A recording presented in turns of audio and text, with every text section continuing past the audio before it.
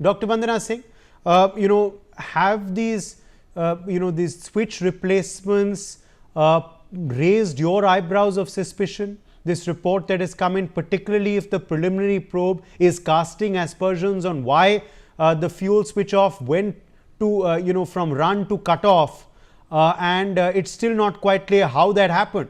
There is, of course, a needle of suspicion from one pilot to the other. That's immediately clarified in the cockpit recording itself when he says, no, I didn't do it. We don't know then what happened. Was it an electrical fault? But does then your eyebrows get raised when you hear that there was a replacement of these switches earlier by the company? Uday, first of all, thank you for having me on your show. And I have just joined in. But answering to your question, yes, it does raise an eyebrow, because this particular equipment had twice gone through with the changes in the TCM, the throttle control module. And why would that happen? That would be one, it was routine maintenance that was happening after flying of 24,000 hours, or it was a directive from the OEM, which is the equipment manufacturer, or perhaps there were snags, there was some faults in there that were being seen and that mandated the change of the switches.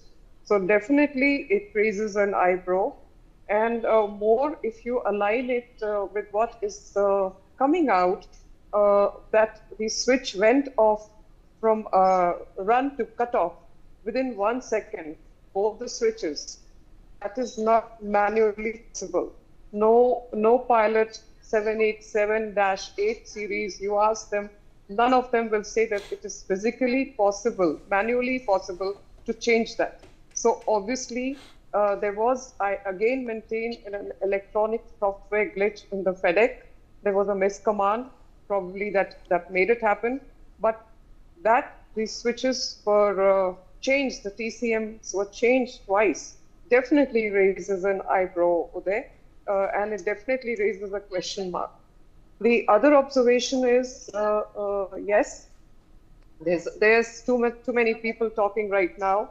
A lot of questions which need to be answered.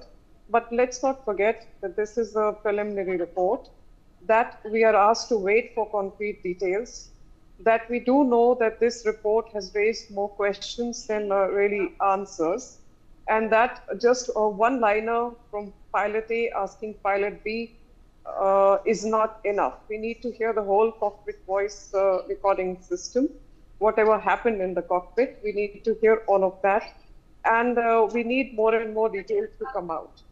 Uday, over to you. Okay, let me in fact also bring in Surjit Panesar now. Surjit Panesar,